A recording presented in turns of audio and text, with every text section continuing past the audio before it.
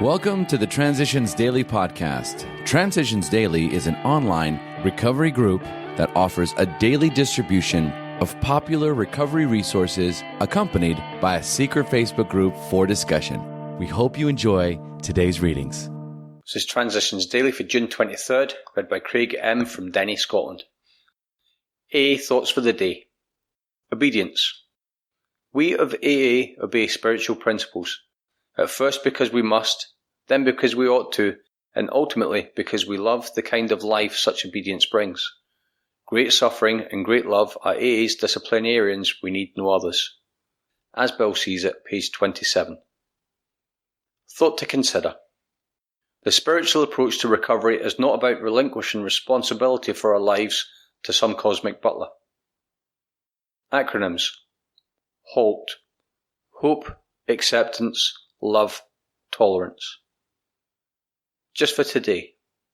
Before, from the family afterwards. This painful past may be of infinite value to other families still struggling with their problem. We think each family which has been relieved owes something to those who have not, and when the occasion requires, each member of it should be only too willing to bring former mistakes, no matter how grievous, out of their hiding places. Showing others who suffer how we were given help is the very thing which makes life seem so worthwhile to us now. Cling to the thought that, in God's hands, the dark past is the greatest possession you have, the key to life and happiness for others. With it you can avert death and misery for them. Alcoholics Anonymous, page 124. Daily Reflections. Trusting others. But does trust require that we be blind to other people's motives, or indeed to our own? Not at all. This would be folly. Most certainly, we should assess the capacity for harm as well as the capability for good in every person that we would trust. Such a private inventory can reveal the degree of confidence we should extend in any given situation. As Bill sees it, page 144. I am not a victim of others, but rather a victim of my expectations, choices and dishonesty. When I expect others to be what I want them to be, and not who they are, when they fail to meet my expectations, I am hurt. When my choices are based on self-centeredness, I find I am lonely and distrustful. I gain confidence in myself, however, when I practice honesty in all my affairs. When I search my motives and I am honest and trusting, I am aware of the capacity for harm in situations and can avoid those that are harmful. As Bill sees it. Constructive forces. Mine was exactly the kind of deep-seated block we see often today in new people who say they are atheist or agnostic. Their will to disbelieve is so powerful that apparently they prefer a date with the undertaker to an open-minded and experimental quest for God. Happily for me, and for most of my kind who have since come along in AA, the constructive forces brought to bear in our fellowship have nearly always overcome this colossal obstinacy.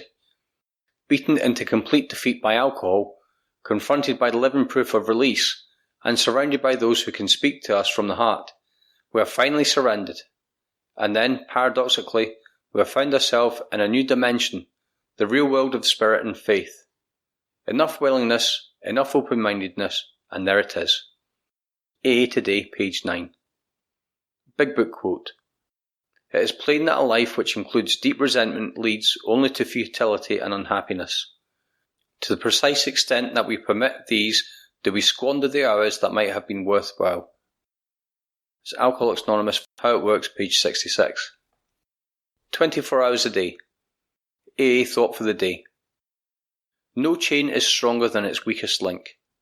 Likewise, if you fail in the day-by-day program, in all probability it will be your weakest point. Great faith and constant contact with God's power can help you discover, guard, and undergird your weakest point with a strength not your own. Intelligent faith in God's power can be counted on to help you master your emotions, help you to think kindly of others, and help you with any task that you undertake, no matter how difficult. Am I master of my emotions? Meditation for the day. You need to be constantly recharged by the power of the Spirit of God. Commune with God in quiet times until life from God, the divine life, by that very contact, flows into your being and revives your fainting spirit. When weary, take time out and rest. Rest and gain power and strength from God, and then you will be ready to meet whatever opportunities come your way. Rest until every care and worry and fear have gone, and then the tide of peace and serenity, love and joy will flow into your consciousness. Prayer for the day. I pray that I may rest and become recharged. I pray that I may pause and wait for the renewing of my strength. It's from Hazeldean Foundation, P.O. Box 176, Centre City, MN 55012. This is Transitions Daily. My name's Craig, and I'm an alcoholic. We hope you enjoyed today's readings.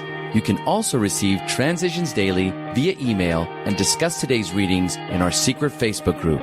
So for more information, go to dailyaaemails.com today. Other than the 24 hours a day reading, unless otherwise specified, all quotes copyright Alcoholics Anonymous World Services, Inc., 1952 through 2001.